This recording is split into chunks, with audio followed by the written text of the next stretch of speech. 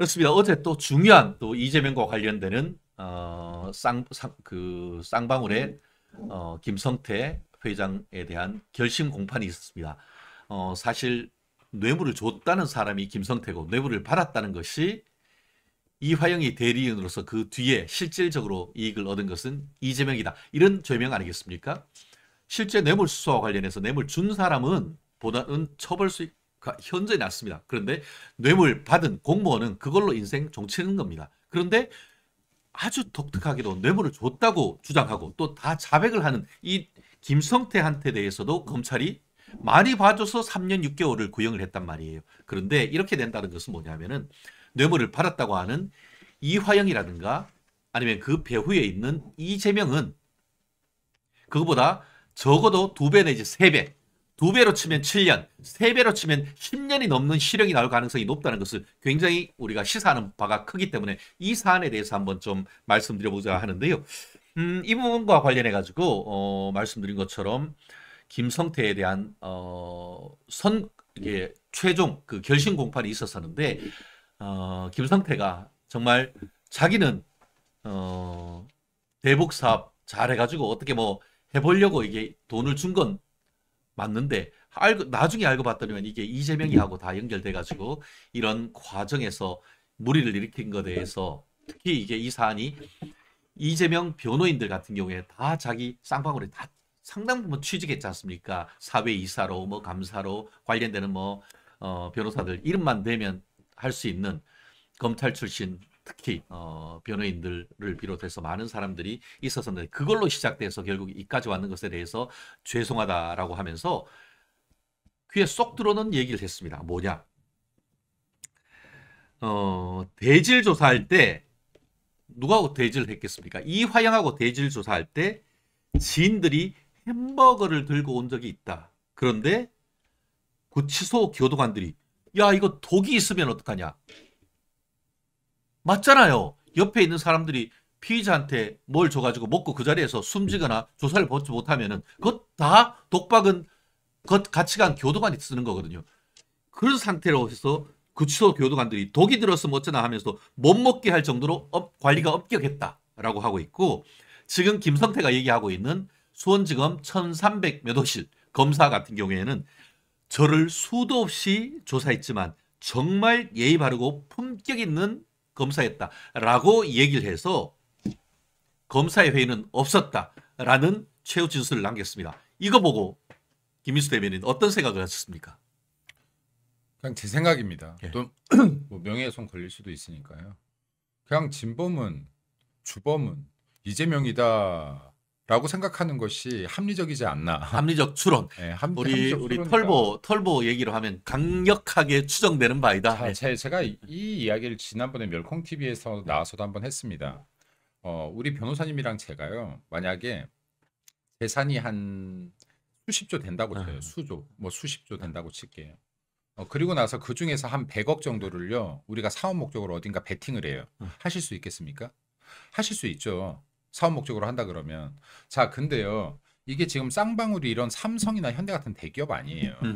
자, 근데 맞아요. 이 입장에서요. 수백억을 베팅한다는 건요. 자, 이거는 내가 내 회사의 명운을 걸 수는 없는 거 아닙니까, 여기에. 자, 그러면은 리스크를 감수하면서 이걸 베팅을 할 때는 확실한 담보자가 있어야 되는 거예요. 그렇죠. 그렇지 않습니까?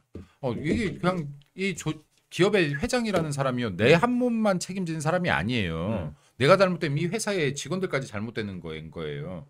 자, 근데 수백억을 지금 그것도 국내가 아니라 대북 송금, 불법 송금을 시키는데 이화영 부지사라는 평화 부지사라는 게 원래 있었습니까?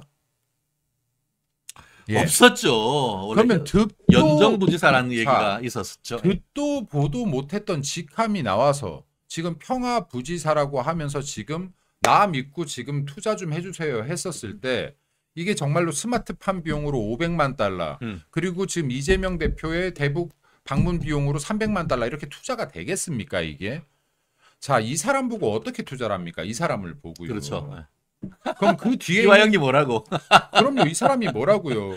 이 사람 내일 경질 당할지 모레 네. 경질 당할지 어떻게 합니까? 이 사람이 있다가 네. 뭐 대한민국 지금 여기에 어공들이 여기 인기가 보장돼 있습니까? 나가라면 나가는 거 아닙니까? 예를 들어서 특히 이재명 체제에서는 자 그러면 이 사람을 보고 어떻게 내가 그 큰 금액들을 베팅을 하냐는 거예요. 그럼 그 뒤에 확실한 누군가가 있어야지 베팅을 할 것이라는 게 합리적인 추론이죠. 네.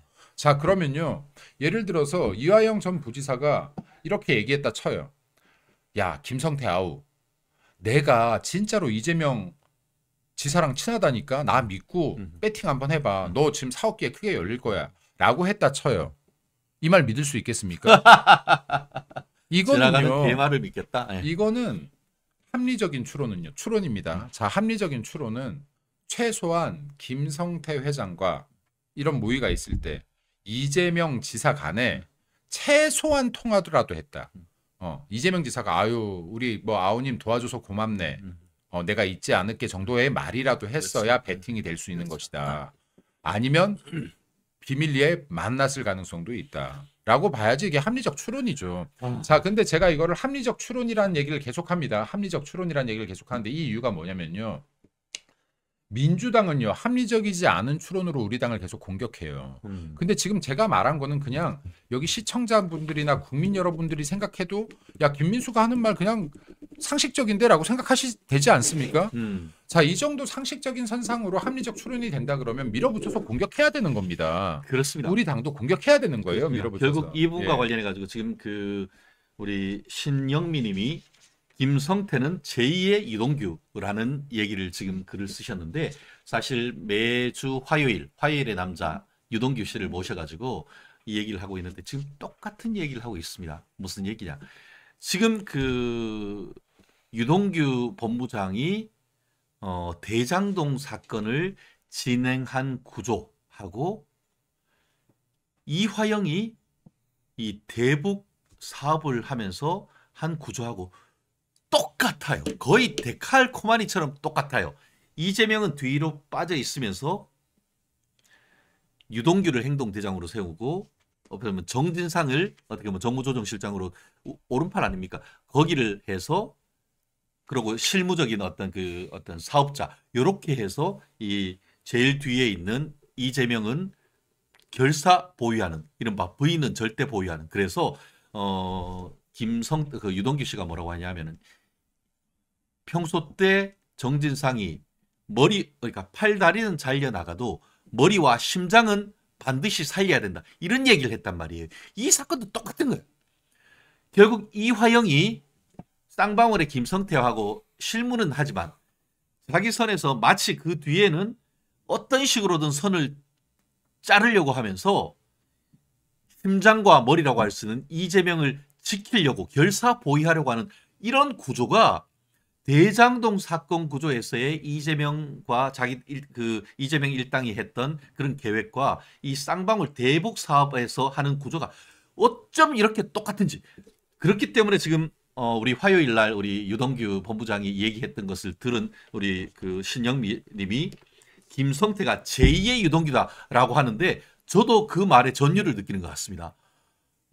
참 이게 참 답답하네요. 예. 이게 보면요. 민주당은 지금 이거 다 범죄 혐의 아닙니까? 그렇죠. 예. 민주당은 지금 이게 철저한 거예요. 조직 관리가. 뭐냐면요.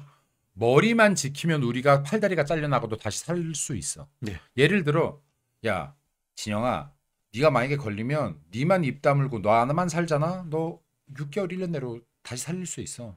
명예회복시킬 수 있어. 근데 내가 죽으면 니네 다 죽는 거야.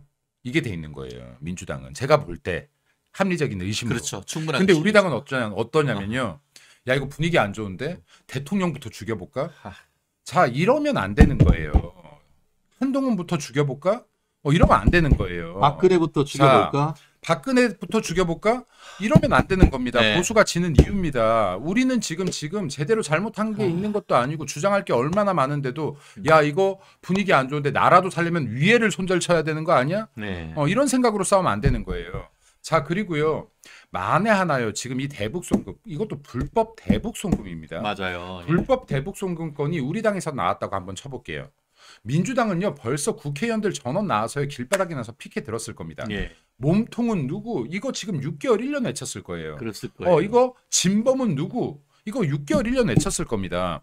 자, 그러면 이거요. 이게 진범이 그 사람일지 아닐지 모르지만 이 정도 지금 추론이 나왔으면 민주당은 이 정도 나오기도 전에 이미 길바닥에 깔렸습니다. 이거 노란 풍선 들고요. 예, 맞아요. 예. 그럼 이거 지금 벌써 이 사람들에 대해서 지금 형사처벌 똑바로 해라. 사법부, 검찰 다 압력 가하기 시작했어요. 이거 수사 똑바로 하라고. 그렇습니다. 근데 지금 이거 지금 의원들 중에서 누가 몇 명이나 이거에 대해서 목소리를 내고 있습니까? 몇 명이나 목소리를 냈습니까? 그렇습니다. 네. 사실 이 부분과 관련해서 또 김성태 씨가 회장이 뭐라고 했냐면은 이화영과는 20년간 형 동생 했다. 웬만하면 그분도 힘들 건데 더 이상 상처 주면 안 되겠다 싶어서 귀머거리 3년, 벙어리 3년 계속 참고 있었다. 그런데 도저히 이렇게 해가지고는 내가 너무 억울하고 사건의 실체적 진실이 덮여질 것 같아서 내가 기존의 모르스의 입장에서 전향했다라고 하고 있습니다. 이 얘기가 똑같이 유동규 씨와 정말 어떻게 이렇게 똑같은 얘기를 할 수 있는지, 그들이 정말 이너서클 자기들 유동규 이재명, 정진상, 김영희 둘이 셋이서 똘똘 뭉쳐가지고 한두 사람 더 그런 것처럼 같은 공동운명체인 것처럼 해놓고는 나중에 결정적인 순간에 자기들 그 핵심 외에는 딱 선을 긋는 그런 배신하는 모습 속에서 배신감을 느꼈던 게 바로 이 김성태인 것 같아요. 이런 걸 보면은 다가오는 7월 12일 날 김 회장의 선고 기일이 있고 다가오는 6월 7일 날 이화영 평화부지사에 대한 판결 선고가 있습니다.